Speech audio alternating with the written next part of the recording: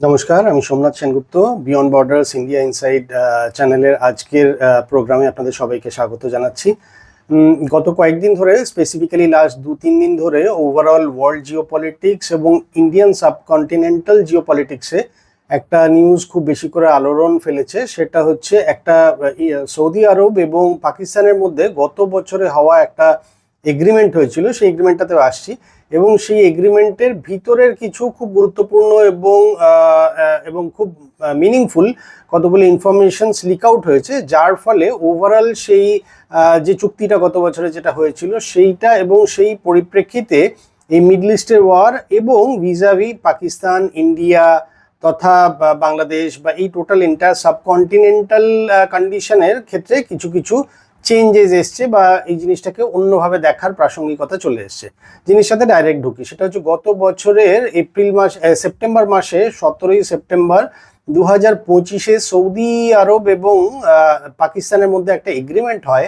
সেই এগ্রিমেন্টটার নাম ছিল SMDA, মানে SMDA মানে হচ্ছে strategic mutual defence agreement. SMDA মানে হচ্ছে স্ট্র্যাটেজিক মিউচুয়াল ডিফেন্স এগ্রিমেন্ট। যে এগ্রিমেন্ট অনুযায়ী এইটা ধরে নেওয়া হয় বা এটা অনেকটা ন্যাটোর 5th আর্টিকেলের মতন, তার মানে দুটো দেশের মধ্যে এগ্রিমেন্ট যেটা হলো, সেই এগ্রিমেন্ট অনুযায়ী এক দেশকে আরেকটা দেশ মানে তৃতীয় পক্ষ, ধরুন আমার আপনার মধ্যে একটা এগ্রিমেন্ট হলো, যে এগ্রিমেন্টে থার্ড পার্টি অন্য কোনো একটা দেশ যদি আমাকে বা আপনাকে অ্যাটাক করে, তাহলে এটা মেনে নেওয়া হবে যে আমাকে অ্যাটাক করা মানে আপনাকেও অ্যাটাক করেছে, সিমিলারলি আপনাকে অ্যাটাক করা মানে আমাকেও অ্যাটাক করেছে। তার মানে সেক্ষেত্রে থার্ড পার্টি কেউ কাউকে অ্যাটাক যদি করে অন্য কোনো একটা দেশকে, তাহলে দুই দেশ মিলে যৌথভাবে সেটাকে প্রতিহত করবে এবং তার কাউন্টার অ্যাকশনে চলে আসবে। এইটা হচ্ছে বেসিক্যালি এই স্ট্র্যাটেজিক এগ্রিমেন্টটার আসল মিনিং। এবারে এটা ড্রপ সাইট নিউজ বলে একটি সাইট থেকে, নিউজের একটি পোর্টাল থেকে বা একটি সাইট থেকে এটার একটা খবর লিক হয় এবং এই যে চুক্তিটা, সেটার বিভিন্ন পার্ট বা বিভিন্ন যে পয়েন্টগুলো আছে, ক্লজ অ্যান্ড সাব ক্লজ যেগুলো আছে, সেইগুলো লিক হয় এবং সেইগুলো লিক হওয়ার ফলে এই যে সোকল যেটা এগ্রিমেন্ট যেটা হয়েছিল, সেই এগ্রিমেন্টটার মানেটা কিন্তু অ্যাবসলিউটলি অন্যভাবে দাঁড়িয়ে যাচ্ছে। তো যাই হোক, সেই মানেটা কি হয়েছে সেটাকে একটু বিশ্লেষণ করি। এবারে যেটা বললাম যে গত 17ই সেপ্টেম্বর 2025-এ এগ্রিমেন্ট হওয়ার মানে হচ্ছে সৌদি আরবের উপর যদি কেউ কোনো দেশ অ্যাটাক করে, তাহলে পাকিস্তান তাকে সর্বশক্তি দিয়ে প্রতিহত করবে এবং সৌদি আরবের ক্ষেত্রে সৌদি আরবের হয়ে বা ফেভারে বা সৌদি আরবের হয়ে লড়বে। এটা তো খালি চোখে বা খালি বাংলায় এটা বোঝা গেল, কিন্তু সেটা কিভাবে লড়বে সেই চুক্তিতে যেটা লেখা আছে যে সেটা সামগ্রিকভাবে লড়াই হবে। তার মানে সামগ্রিকভাবে লড়াই মানে যদি সৌদি আরবের ক্ষেত্রে কেউ অ্যাটাক করে, মিডল ইস্টের অন্য কোনো দেশ বা কোনো দেশ যদি অ্যাটাক করে, তাহলে পাকিস্তান শুধু যে তার সামরিক শক্তির মধ্যে ধরুন নর্মাল স্থলবাহিনী থেকে শুরু করে তার বিমান বাহিনী সবভাবে যেরকম প্রতিহত করবে বা তাকে সৌদিকে সাপোর্টে আসবে, পাকিস্তান যেহেতু একটি নিউক্লিয়ার পাওয়ার্ড কান্ট্রি, কাজেই সেই নিউক্লিয়ার পাওয়ারের যে আমব্রেলাটা বা সেই যে নিরাপত্তাটা, নিউক্লিয়ার পাওয়ারের যে নিরাপত্তাটা, সেই নিরাপত্তাটাও সে সৌদি আরবকে দেবে। এইটা হচ্ছে এগ্রিমেন্টে আসে এবং এই এগ্রিমেন্টটা কিন্তু সৌদি আরবের রাজপরিবার, সৌদি আরবের গভর্নমেন্ট এবং সৌদি আরবের কর্মকর্তারা কিন্তু এই চুক্তিটার মিনিং কিন্তু এইভাবেই ধরেছেন এবং এই চুক্তিটাতে কিন্তু এই ক্যাটাগরিক্যালি এই জিনিসটা লেখা আছে। আমি পরবর্তীকালে ধীরে ধীরে করে একটা একটা করে আসছি যে কি কি লেখা আছে, কিন্তু সেই আর্টিকেলে কিন্তু বা সেই চুক্তিটাতে কিন্তু কোথাও এইটা লেখা নেই যে পাকিস্তানকে যদি কেউ অ্যাটাক করে তাহলে সৌদি আরব এগিয়ে আসবে। এটাতে কিন্তু এই চুক্তিটাতে কিন্তু ক্যাটাগরিক্যালি কোথাও এটা লেখা নেই এবং চুক্তিটাতে ক্লিয়ারলি লেখা আছে যে এই চুক্তিতে সৌদি আরব যদি অন্য কোনো দেশের দ্বারা অ্যাটাক হয়, তাহলে সেক্ষেত্রে পাকিস্তান সর্বসম্মতভাবে এবং সর্বশক্তি দিয়ে সমস্ত বাহিনী নিয়ে, পাকিস্তানের স্থলবাহিনী, নেভি এবং এয়ারফোর্স সবটা নিয়েই সাপোর্ট করবে, ইনক্লুডিং নিউক্লিয়ার পাওয়ার। যদিও এটা জানার পরে, এবং এটা কিন্তু পাকিস্তানের সংসদে জানানো হয়নি, যার ফলে এটা জানার পরে পাকিস্তানের লোকজন এবং পাকিস্তানের বিরোধী পার্টি যারা, তারা কিন্তু এইটা নিয়ে যথেষ্ট শোরগোল ফেলে দিয়েছে। তার কারণ হচ্ছে এই এগ্রিমেন্টে কিন্তু কোথাও এইটা বলা নেই যে পাকিস্তান যদি অন্য কোনো তৃতীয় পক্ষ বা তৃতীয় দেশের দ্বারা অ্যাটাক হয়, তাহলে সৌদি আরব এগিয়ে আসবে বা সৌদি আরব তার কোনো রকম হেল্প করবে। এটা কিন্তু এইটাতে কোথাও লেখা নেই এবং এই এগ্রিমেন্টটাতে শুধুমাত্র এই ক্লজটাই রয়েছে যে পাকিস্তান এগিয়ে আসবে। কেন এগিয়ে আসবে সেইটার প্রসঙ্গেও পরে আসছি। তার মানে বেসিক্যালি সৌদি আরব কিন্তু মিডল ইস্টের যে পারস্য উপসাগরীয় যে কান্ট্রি, সেইখানে একমাত্র ইসরায়েলের কাছেই নিউক্লিয়ার পাওয়ার আছে। তার মানে মিডল ইস্ট সম্বন্ধীয় যে কোনো দেশের মধ্যে আদার দ্যান ইসরায়েল অন্য কোনো দেশের হিসেবে সৌদি আরব খানিকটা এগিয়ে গেল এই কারণের জন্য যে যদি পাকিস্তান হেল্প করতে এগিয়ে আসে তাহলে সৌদি আরব যে শুধুমাত্র অন্যান্য শক্তিতে বলিয়ান হলো তা নয়, সৌদি আরব নিউক্লিয়ার পাওয়ারের একটা হেল্প পেয়ে গেল, যদি আমরা আক্ষরিক অর্থে এই এগ্রিমেন্টটাকে এইভাবে বুঝি। কিন্তু এবারে যেটা আছে সেটা হচ্ছে অ্যাবসলিউটলি ওয়ান সাইডেড এই এগ্রিমেন্টটা আছে, যে এগ্রিমেন্টে পাকিস্তান হেল্প করবে কিন্তু সৌদি আরব হেল্প করবে না, এবং হেল্প করার কোনো রকম ওখানে কোনো লাইন টার্মস কোনো নোটিফিকেশনস কোনো কিছু দেওয়া নেই। ফলে সৌদি আরব কিন্তু কোনো অবস্থাতেই এগিয়ে আসছে না বা এগিয়ে আসবে না। এবারে গল্পটা যেটা, সেটা যে টুইস্টটা যেখানে আসছে সেটা যে পাকিস্তান কিন্তু এখন একটা মাসিহা হয়ে ইরান ইসরায়েল এবং আমেরিকার যুদ্ধে আমেরিকা এবং ইরানের মধ্যে শান্তি স্থাপনা করার একটা মিডিয়েটার হিসেবে কাজ করছে। কিন্তু এটা করতে গিয়ে ইরান এবং সৌদি আরবের মধ্যে কিন্তু বন্ধুত্বের কোনো সম্পর্ক নেই, শত্রুতার সম্পর্ক। তার মানে এইটা ক্লিয়ার যে একদিকে পাকিস্তান ঘটকগিরি করছে, দু দলের ক্ষেত্রে সে মৈত্রী বন্ধন বা দু দলের ক্ষেত্রে সে যুদ্ধবিরতির জন্য একটা প্রচেষ্টা চালিয়ে যাচ্ছে, এটা হচ্ছে ওয়ার্ল্ডকে দেখাচ্ছে। কিন্তু ভিতরে ভিতরে সে কি করছে, সে কিন্তু অ্যাকচুয়ালি ইরানের যে শত্রু। কারণ কি মাথায় রাখতে হবে, পাকিস্তান এবং ইরান কিন্তু সেম বর্ডার শেয়ার করে। তার মানে পাকিস্তান আর ইরানের মধ্যে কিন্তু বর্ডারটা এক, বর্ডার পেরোলেই পাকিস্তান থেকে বর্ডারটা পেরোলেই ইরান, যেরকম আমাদের এখানে একটা সাইডের বর্ডার, আমরা যদি পূর্ব দিকের বর্ডার পেরোই তাহলে বর্ডার পেরোলেই বাংলাদেশ, বা পশ্চিম দিকের যদি বর্ডার ক্রস করি তাহলে কিন্তু পাকিস্তান, যেমন উপরের দিকে নেপাল বা ভুটান, এইভাবে রয়েছে। তো যার ফলে আজকের দিনে দাঁড়িয়ে কিন্তু পাকিস্তান একদিকে যুদ্ধবিরতির চেষ্টা করিয়ে যাচ্ছে এবং দেখাচ্ছে যে আমি কিন্তু মাসিহা বা আমি একটা রবিনহুড টাইপের বা আমি একটা ওয়েল উইশার, যেখানে আমি যুদ্ধ থামানোর চেষ্টা করছি। ওয়্যারাজ সে কিন্তু বেসিক্যালি ঘুরপথে এই যুদ্ধটাকে অ্যাগ্রাভেট করার চেষ্টা করছে। তার কারণ হচ্ছে ইরানের শত্রুপক্ষ হচ্ছে সৌদি, এবং সৌদির সঙ্গে সে এগ্রিমেন্ট করে বসে আছে। এবং এর ফলে যেটা হয়েছে সেটা হচ্ছে গত 11 তারিখে সৌদি গভর্নমেন্ট থেকে একটা অফিসিয়ালি ডিক্লারেশন আসে, যে ডিক্লারেশনে গত 11ই এপ্রিল পাকিস্তান থেকে 13,000, আমি আবারও সংখ্যাটা বলছি, পাকিস্তান থেকে 13,000 সোলজার অলরেডি বা আর্মি পার্সোনেল অলরেডি সৌদি আরবে ডিপ্লয় করা হয়েছে, তারা অলরেডি সেখানে পৌঁছে গেছে।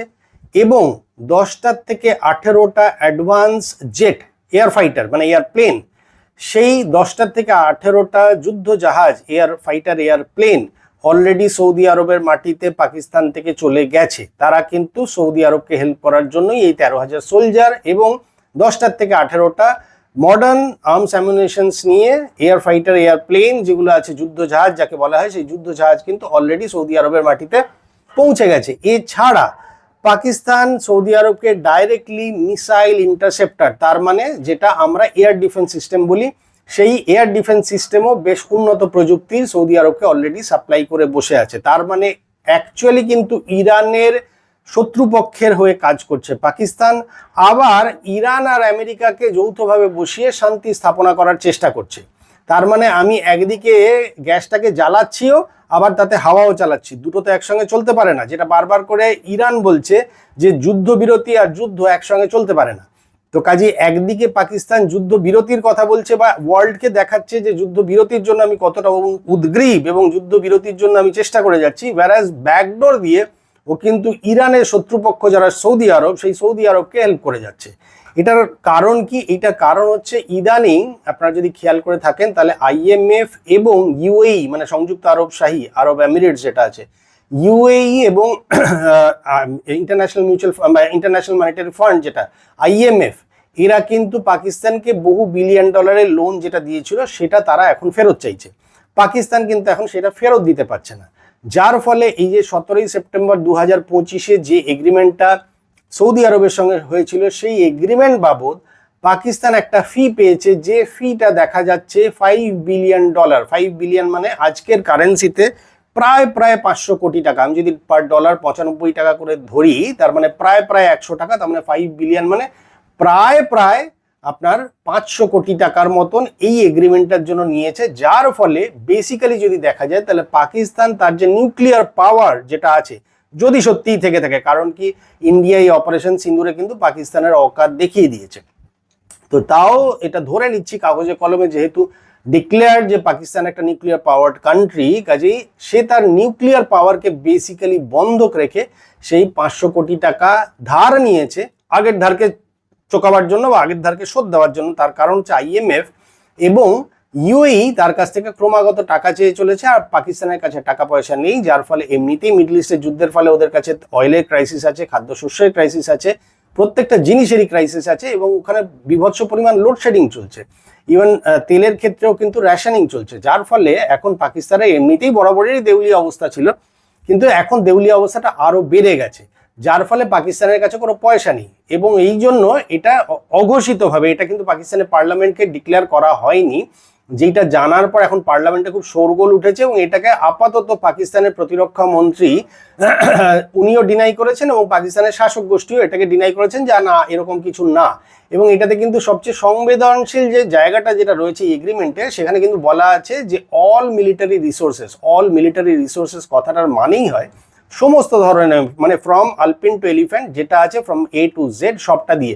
সেই সবটার মধ্যে পাকিস্তানের স্থলবাহিনী, পাকিস্তানের নৌবাহিনী, পাকিস্তানের আকাশ বাহিনী মানে এয়ারফোর্সের যেটা বলা হয় সেইটা, প্লাস পাকিস্তানের নিউক্লিয়ার পাওয়ার যা আছে সব নিয়ে সৌদি আরবকে সাহায্য করতে হবে। এবং যার ফলে অলরেডি 11ই এপ্রিল, এই মাসেরই 11 তারিখে 13,000 সোলজার অলরেডি ওখানে ডিপ্লয় করে দেওয়া হয়েছে, এবং 10টা থেকে 18টা অ্যাডভান্স এয়ার জেট মানে এয়ার ফাইটার জেট যেটা, সেইটা অলরেডি সৌদির কিং আব্দুল আজিজ এয়ারবেস, আবারও পড়ছি, সৌদির কিং আব্দুল আজিজ এয়ারবেসে অলরেডি এই 10টা থেকে 18টা অ্যাডভান্স এয়ার ফাইটার পৌঁছে গেছে, এয়ারপ্লেন পৌঁছে গেছে।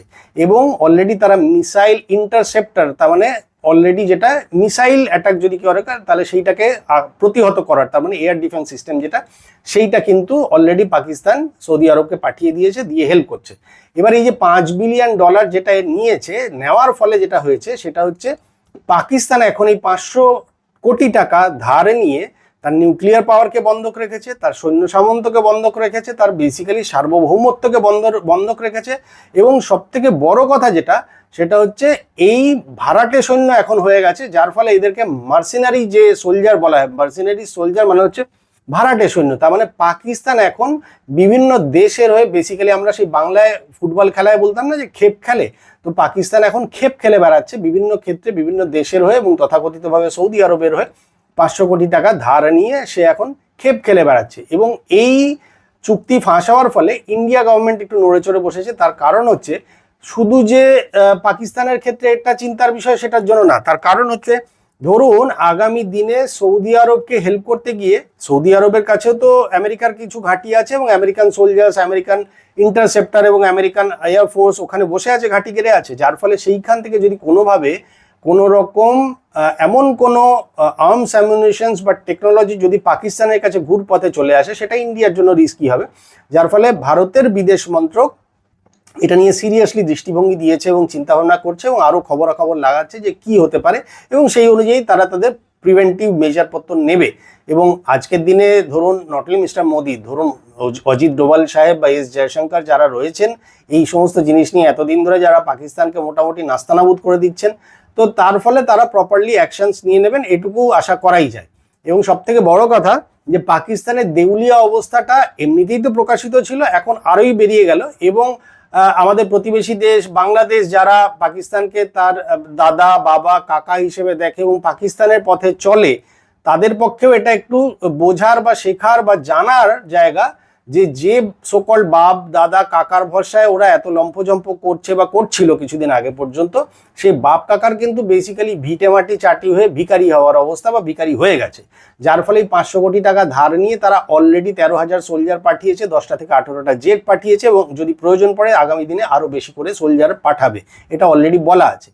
যাই হোক, তাহলে দেখা যাচ্ছে ইরানের ক্ষেত্রে একবার সে বলছে ইরান আর আমেরিকার মধ্যে মধ্যস্থতা করে সে যুদ্ধ বিরতির চেষ্টা করছে, কিন্তু বকলমে সে ঘুরপথে কিন্তু সে ইরানের যারা শত্রু তাদেরকে সাপোর্ট দিচ্ছে এবং চাইছে তার মানে যে যুদ্ধটা আরো যাতে প্রলং করুক, এইটা আপাততভাবে ক্লিয়ারলি দেখা গেছে। তো এই চুক্তিটা গত বছরের 17ই সেপ্টেম্বর হয়েছিল, তখন আমরা একটু সত্যি সত্যি ওয়ারিড হয়ে পড়েছিলাম যে তাহলে ইউএইর সঙ্গে, বেসিক্যালি সৌদি আরব এবং ইউএই বা মিডল ইস্টের প্রায় প্রত্যেকটি দেশের সঙ্গে ভারতের খুব ভালো সম্পর্ক, এবং শুধু তো তেল নয়, তেল, এলএনজি, এলপিজি সব কিছুই তো বিভিন্ন দেশ থেকে আমাদের আসে এবং ঘুরপথে ওই রাস্তা দিয়েই তো আসে, এবং সৌদির সঙ্গে আমাদের দীর্ঘদিনের পুরনো সম্পর্ক। তাহলে সৌদি হঠাৎ করে এমন কি হলো যে পাকিস্তানের সঙ্গে এই ডিলটা করলো, এটা আমাদের জন্য একটু চিন্তার বিষয় হয়ে দাঁড়িয়েছিল। তার মানে আগামী দিনে যদি ইন্ডিয়া পাকিস্তানের আবার ধরুন যদি অপারেশন সিন্দুর 2 শুরু হয়, তাহলে কি সেক্ষেত্রে সৌদি আরব ইন্ডিয়ার এগেনস্টে দাঁড়িয়ে যাবে বা ইন্ডিয়ার এগেনস্টে পাকিস্তানকে সাহায্য করতে আসবে, এরকম একটা চিন্তাভাবনা আমাদের সবার মনেই এসেছিল। কিন্তু এই এগ্রিমেন্টটা লিক হলো, যে পেপারসগুলো এবং ডকুমেন্টসগুলো বা পয়েন্টসগুলো যেখানে লিক হয়েছে, সেই লিক হওয়ার ফলে এখন এটা ক্লিয়ার হয়ে গেল যে এই এগ্রিমেন্টে বেসিক্যালি কোথাওই সৌদি আরব কোনোভাবে পাকিস্তানের ফেভারে আসছে না বা আসবে না। বাট হ্যাঁ, পাকিস্তান মার্সিনারি সোলজার হিসাবে, ভাড়াটে সৈনিক হিসাবে নিজেদেরকে বিকিয়ে দিয়ে বা টাকা নিয়ে, এবং এটাতে আরও একটা খুব ইম্পর্টেন্ট পয়েন্ট আছে, শুধুমাত্র সৌদিতে নয়, সৌদি যদি এমন কোনো দেশের সঙ্গে যুদ্ধ করে বা সৌদির সঙ্গে অন্য কোনো দেশের যুদ্ধ হয় যেখানে সৌদিকে তার সোলজার তার মাটির বাইরেও পাঠাতে হচ্ছে, তার মানে তার দেশের বাইরে যদি পাঠাতে হয়, তাহলে সেক্ষেত্রে পাকিস্তানের সোলজাররা যাবে এবং গিয়ে সেই দেশে গিয়ে যুদ্ধ করবে। তার মানে ধরা যাক সৌদি আরবের সঙ্গে কোনো একটা XYZ কোনো একটা দেশের যদি যুদ্ধ হয়, তাহলে সেক্ষেত্রে সৌদি আরবের হয়ে পাকিস্তানের এই ভাড়াটে সৈন্যরা সেখানে গিয়ে যুদ্ধ করবে, এবং তাতে তারা প্রাণহানিও যদি হয় তাহলেও কোনো ব্যাপার না। কাজে পাকিস্তান বেসিক্যালি পয়সা খেয়ে মার্সিনারি সোলজারের কাজ করছে এবং নিজেদেরকে বিকিয়ে দিয়েছে। আপাতত এই খবরটা লিক হওয়ার ফলে এই ইনফরমেশনসগুলো বেরিয়ে এসছে, এটা আমাদের কাছে অনেকটা স্বস্তির। যাই হোক, দেখা যাক আগামী দিনে কি হয়, সেগুলো আপনাদের কাছে আপডেট দিতে থাকবো। ভিডিওটি বা কন্টেন্টটি বা ইনফরমেশনসগুলো যদি ভালো লাগে তাহলে please like, share and subscribe করবেন। আগামী দিনে আবার অন্য কোনো একটা ভিডিওতে দেখা হবে। ভালো থাকবেন, নমস্কার।